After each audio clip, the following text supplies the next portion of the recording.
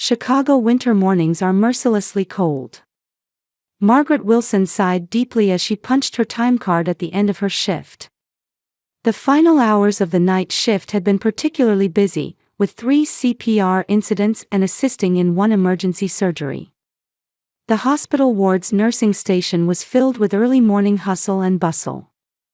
"Good work, Margaret. We're so thankful you were here today," said Susan Chambers, the night shift head nurse, patting her shoulder lightly. Margaret smiled back. Working at Chicago General Hospital for 10 years, she had become a trusted presence in the emergency department of this large medical center. "Thanks, Susan. We managed to get through it somehow." In the locker room, Margaret changed out of her nurse's uniform into a soft sweater and jeans, then checked her cell phone. There was a message from her husband, James. "Heading to work early this morning. Could you take Ryan to school? Abby was up late last night, so it might be better not to wake her. Love you." Margaret responded to the message with a slight sense of unease. "Okay. Take care. Love you too." Recently, James, who worked as a salesman in real estate, had been leaving home earlier and returning later than before. According to him, the market was booming and he had new clients. Margaret trusted her husband, but sometimes she got the impression he was hiding something. She got into her car and headed home. Snow began to fall, with tiny crystals landing on the windshield. Their house in Chicago's suburbs was a 2-story home they had purchased right after getting married 10 years ago. As Margaret opened the door, she heard her son's voice from the quiet house. "Mom, welcome home." 12-year-old Ryan was eating breakfast at the kitchen table. In front of him was a bowl of cereal with milk, and he had spread out his school homework. Margaret kissed him lightly on the head. "Good morning, Ryan. Finished your homework?" "Almost. But this math part is a little difficult." Margaret sat next to her son, offering to help with his homework. Ryan was a bright, intelligent boy who excelled in science and history but struggled a bit with math. "Where's Dad?" Ryan asked. "He said he left early for work. Seems he has a new client." Ryan was about to say something but swallowed his words. Margaret noticed but didn't press him. Her son seemed more contemplative lately. She thought it might be the beginning of adolescence. "Is Aunt Abby still sleeping?" "Looks like it. Dad's message said she was up late last night, so it's better to let her rest." Margaret's sister Abby had divorced 4 months ago and was temporarily staying with them. Her marriage had lasted just 3 years. She had made the decision after discovering her husband's infidelity. Margaret wanted to give her sister time and space to start a new life. "Ready for school?" "It's time for the bus," Margaret said, looking at the clock. Ryan hurriedly stuffed his homework into his bag and put on his jacket. Margaret handed him a sandwich for lunch. "Have a good day. Come straight home after school." "Okay, Mom. I might be a little late today because I'm studying math with my friend Mike." Do you know some people earn over $10,000 a month just by posting Reddit stories on YouTube? No face, no voice, just a laptop. I do it too. Link below if you're curious. Margaret hugged her son and watched him leave the house. After finishing some chores, she gently knocked on Abby's door upstairs. When there was no answer, Margaret opened the door slightly and peeked in. The room was empty. The bed was neatly made, and Abby was nowhere to be seen. Margaret frowned. It was unusual for her sister to go out so early in the morning. She started to contact her by phone but stopped herself from sending a message. Abby was an adult. She had the right to her own time. Margaret dragged her tired body to bed. Sleep after the night shift was precious. But before falling asleep, she couldn't help thinking about her family. Something felt off lately. The subtly changed atmosphere in the family. James's return times. Abby's strange behavior. Ryan's silence. Still, Margaret reassured herself. The family was fine. Everyone was just dealing with life changes in their own way. She closed her eyes and took a deep breath. Tomorrow would be a new day. Everything would return to normal. 3 weeks later, Margaret was having lunch in the hospital cafeteria. Her colleague Diana sat across from her, placing a coffee down and whispering. "Margaret, are you all right? You look tired lately." Margaret looked up and forced a smile. "Yes, I'm fine. Just busy." In reality, she was far from fine. The subtle changes in the family atmosphere were troubling her. Recently, her husband James carried his smartphone everywhere and always seemed apprehensive. He hastily checked the screen whenever a message arrived and quickly put it away when Margaret approached. His explanation was that he was under pressure with ongoing deals with important clients, but Margaret felt there was some other reason. "Really? How are things at home? Is Abby still living with you?" Diana's question seemed to carry some implication. "Yes, she still is. She seems to be trying to get her life back on track lately." Margaret thought about her sister. Abby had clearly changed recently. Previously, she had been unable to recover from the pain of divorce and often stayed in her room, but now she spent time on makeup every morning, bought new clothes, and went out more frequently. When Margaret asked, "Has something good happened?" Abby deflected the conversation saying, "I'm just trying to think positively about life." Margaret looked into Diana's eyes. "Do you know something?" Diana shifted uncomfortably in her chair. "No, not really. I'm just concerned." Margaret sensed that there was truth hidden in her friend's words, but she didn't pursue it further. She remembered Ryan. Her son had changed too. After returning from school, he used to eat snacks in the kitchen while telling her about his day, but now he often silently retreated to his room. The previous evening, Margaret had knocked on Ryan's door. "Ryan, dinner time." "I'm not hungry," came her son's voice from inside. Margaret opened the door and entered Ryan's room. He was sitting on the bed, hugging his knees. "What's wrong? Is there a problem?" Ryan didn't look up and shrugged. "Nothing. Did something happen at school? Are you being bullied?" "No. It's just..." He stumbled over his words. "I don't understand grown-up business." Margaret frowned at those words. "What do you mean?" Ryan fell silent and said in a small voice, "Nothing." Margaret was brought back to reality by Diana's voice. "The doctors have noticed changes in you too. You're usually so careful, but yesterday you almost made a mistake in a patient's records." Margaret blushed. Indeed, yesterday she had lacked concentration. She had almost written medication for one patient in another patient's record. Fortunately, Dr. Carter, the chief physician, noticed her mistake and corrected it. "I'm sorry. I'll be more careful." Diana took her friend's hand. "Margaret, if something's wrong, why not talk about it?" Margaret took a deep breath, hesitating whether to confide her worries. But she didn't know what to say. She herself didn't yet understand the situation. "I'm really fine. Just a bit tired." That night, Margaret was preparing for her night shift. James had said he would be late from work, so she asked Abby to handle Ryan's dinner. "Of course, sis.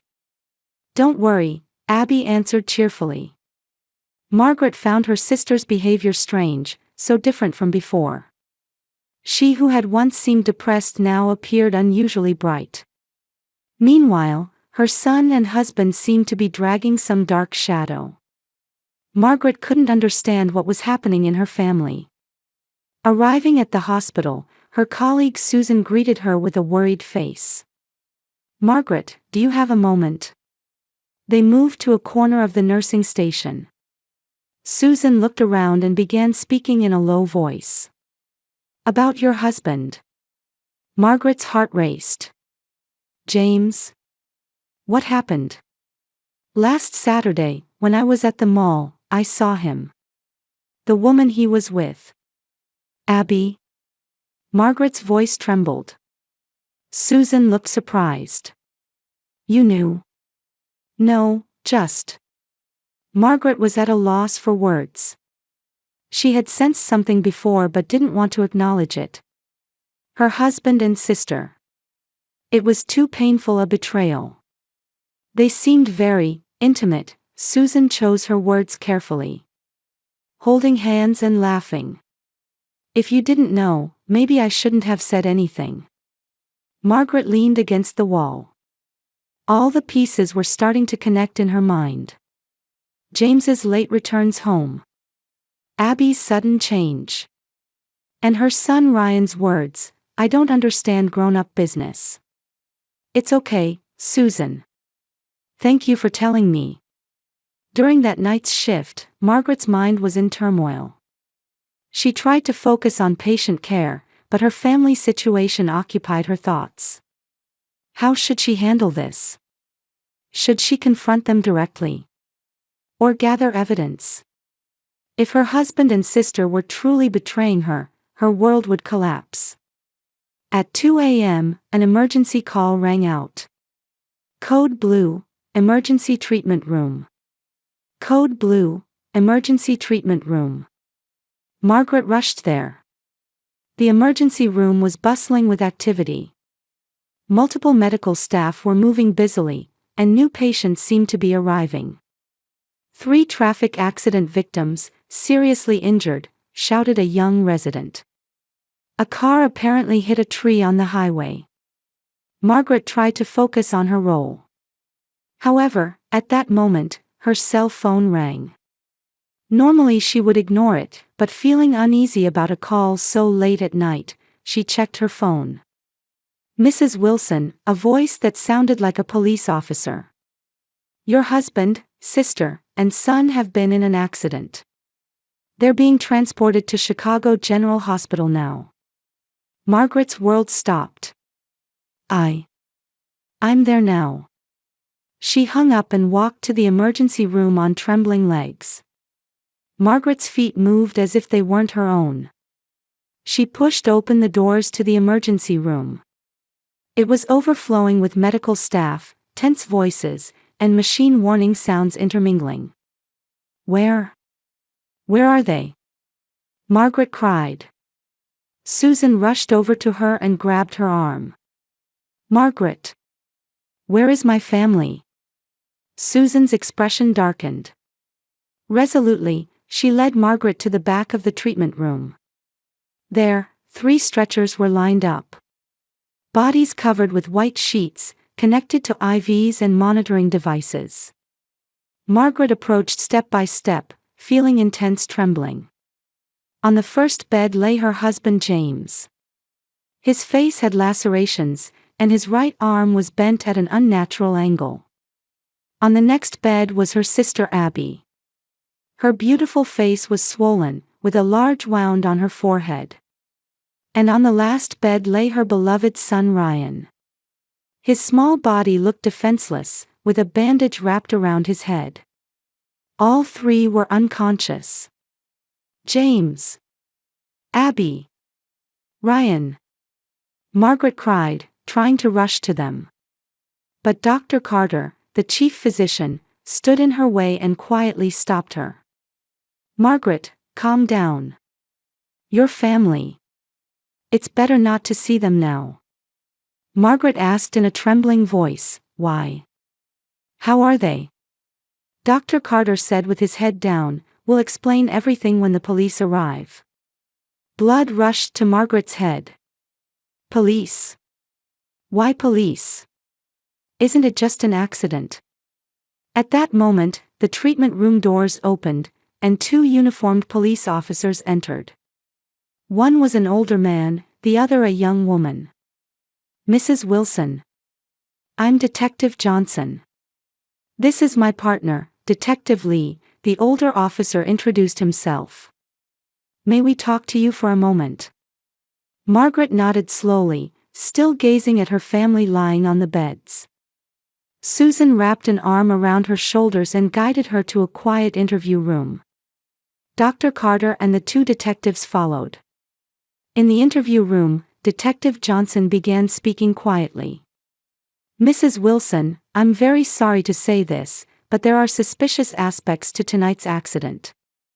According to witness statements, there was a heated argument in the car just before the accident. The car began to swerve and eventually crashed into a tree by the roadside." Margaret tried to understand the words. "An argument? Between whom?" "We don't know exactly yet. However." Detective Johnson paused as if choosing his words. "Is there something you're hiding?" Margaret's heart pounded. "Your husband's smartphone was found at the accident scene. The screen displayed a message." Detective Lee took out the smartphone from an evidence bag and showed it to Margaret. There was no passcode on James's phone. The message app was open with a message to Abby. "Tonight, let's tell Margaret everything. We can't keep hiding it. Now that Ryan knows, it will only destroy his heart if we continue like this." Margaret was speechless. Blood rushed to her head, and her ears rang. All the pieces connected. Her husband's late returns. Her sister's changes. Her son's behavior. Before her eyes, her family's secret was revealed. "James and my sister." She choked on the words. Detective Johnson quietly nodded. "Our investigation shows that your husband and sister were having an intimate relationship. And it seems your son witnessed it. We believe they were trying to have a discussion tonight." Margaret's world crumbled. Strength left her body, and she collapsed into a chair. The betrayal of her husband and sister. And the weight of the secret her innocent son had been carrying. "Their condition?" she finally managed to say. Dr. Carter stepped forward. "They're all stable. However, there was impact to their brains, and they're currently in comas.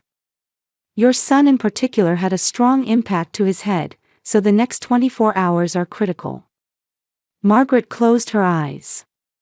Tears streamed down her cheeks. My son, he knew.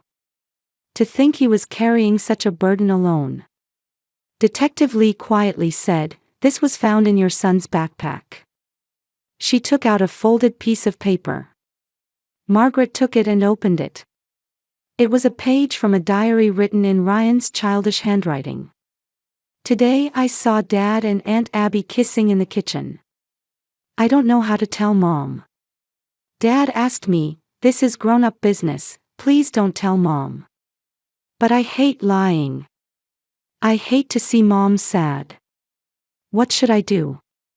Margaret clutched the paper to her chest and sobbed loudly. Her heart was torn. Worry for her loved ones and anger at their betrayal. Most painful of all was her son's suffering. A boy of just 12, forced to carry adult secrets, she couldn't bear it. "Let me see them," Margaret pleaded with tear-blurred eyes. Dr. Carter hesitated. "Margaret, will you be able to see their condition calmly? I'm a nurse. And, they're my family. Even if they betrayed me."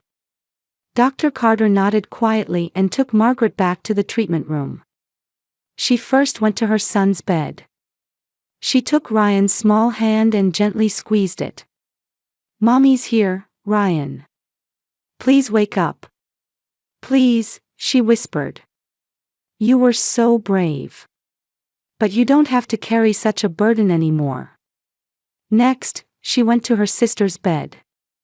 The sister she had been close to since childhood. The sister who betrayed her. Margaret's heart was filled with conflicting emotions. "Why, Abby? We were sisters," she said quietly. Finally, she stood at her husband James's bed. 10 years of marriage. Memories with him. And now, the revealed betrayal. What were our vows? She asked. But there was no answer. Margaret turned to Dr. Carter. Please let me know when they wake up. Especially Ryan. I should be the first face he sees. A week passed since the accident. Margaret was in Ryan's hospital room, gazing at the morning sun streaming through the window. Her son was still in a coma, but doctors said there were signs of recovery. Brain wave activity had increased, and occasionally his fingers moved. It was a glimmer of hope. Margaret had taken leave from work. Her hospital colleagues were concerned about her and took turns visiting, bringing toys, books, and flowers for Ryan. Susan was particularly attentive, making sure Margaret ate and took breaks. Get some rest, Susan said. I'll be here. Margaret smiled with a tired face. Thank you. But I'm fine. I think I should be the first face he sees when he wakes up. Meanwhile, James and Abby had regained consciousness 3 days earlier. They had been moved to separate rooms, and Margaret hadn't tried to see them. However, today she decided. For Ryan's sake, she felt she needed to know the truth. Ryan, Mommy's going out for a bit.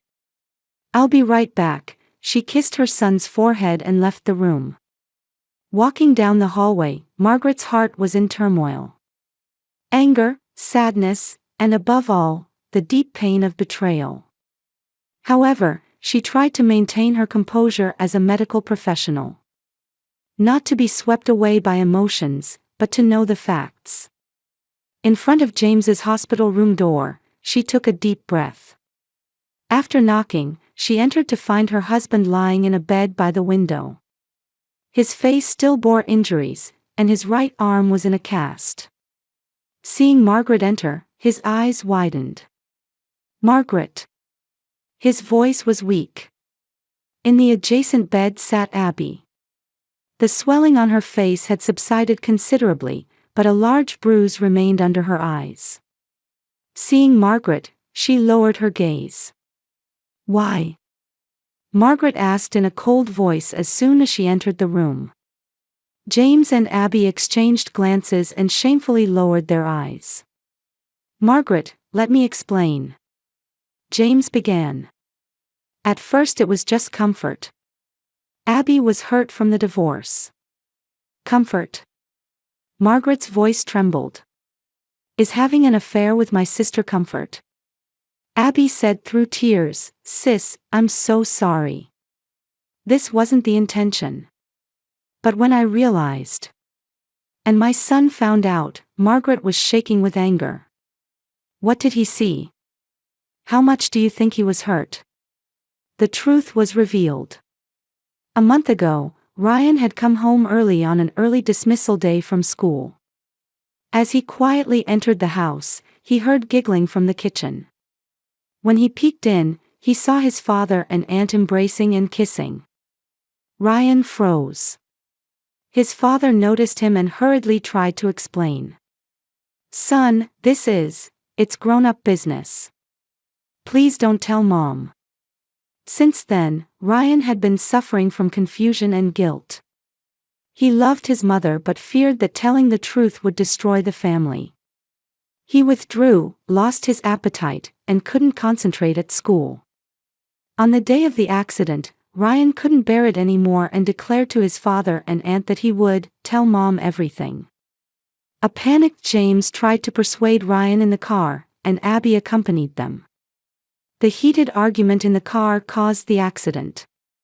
Because of your selfishness, my son became the victim, Margaret choked on the words. All he wanted was for me to know the truth. James wept.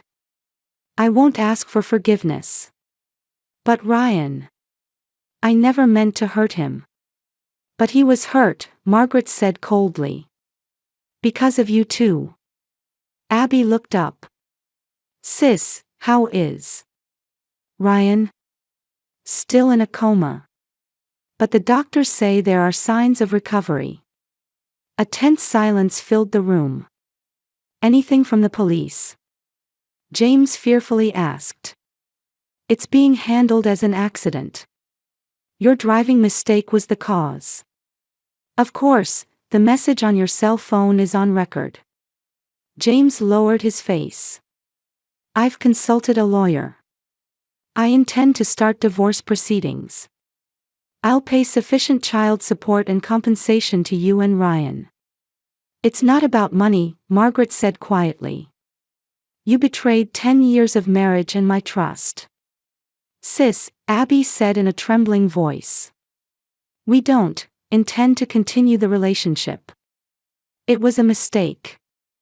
But we never meant to hurt you. Margaret stared at Abby. The sister she had grown up with since childhood. The sister who had cried with joy at her wedding. And now, the sister who had taken her happiness. You made your choice. And I'll make mine. A new life for Ryan and me.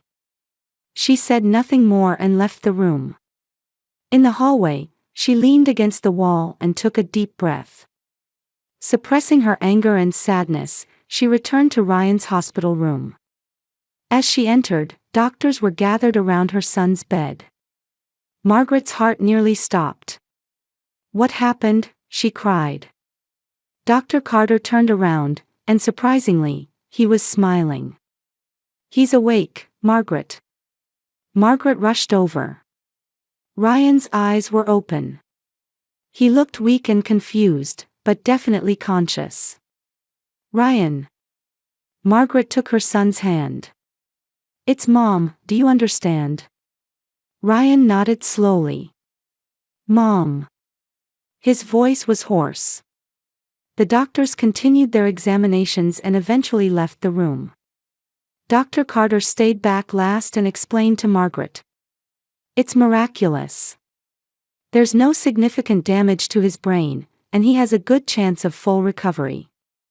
Of course, rehabilitation will be necessary, but being young, his recovery should be quick. Margaret wept. This time they were tears of joy. Thank you, Doctor. After Dr. Carter left the room, Margaret sat beside her son. Ryan looked at his mother and trembled his lips. Mom, I'm sorry about not telling you about Dad and Aunt Abby. Margaret gently stroked her son's hair. You did nothing wrong. Instead, I'm sorry you had to carry such a burden alone. But it's okay now. Mom is here. Dad? Aunt Abby. They're both recovering. But, Ryan, life will be a little different from now on. We're going to become a new family. Ryan closed his eyes understandingly. Though still weak, he firmly gripped his mother's hand. I want to be with Mom, he said in a small voice. Margaret gently embraced her son. We'll still be a family, Ryan. But in a new form. Let's be strong together. One Sunday morning a year later, Margaret was making pancakes in the kitchen. From the living room came Ryan's laughter. He had fully recovered and was adapting well to life at his new school. Margaret felt the sunlight streaming through the window and reflected on the past year. The first few months had been difficult. Divorce proceedings, moving, and her son's rehabilitation and counseling. But they were moving forward little by little. Margaret, who had returned to the hospital, now worked shorter hours. She treasured her time with Ryan. Mom, are Ben and Joshua coming to the park picnic today? Ryan came into the kitchen. Yes, they are, Margaret smiled. Ben Harrison was a pediatrician she had met at the PTA of Ryan's new school, and he had a 9-year-old son, Joshua. She and Ben, also raising a child alone, had gradually deepened their friendship. They're nice, Ryan said frankly. I got a letter from Dad. James had moved to the West Coast. He was receiving counseling for alcohol dependency and facing his actions. He wrote to Ryan once a month and occasionally called. It would take a long time to repair the father-son relationship, but at least he was trying. Dad says he started volunteer work helping children, Ryan said.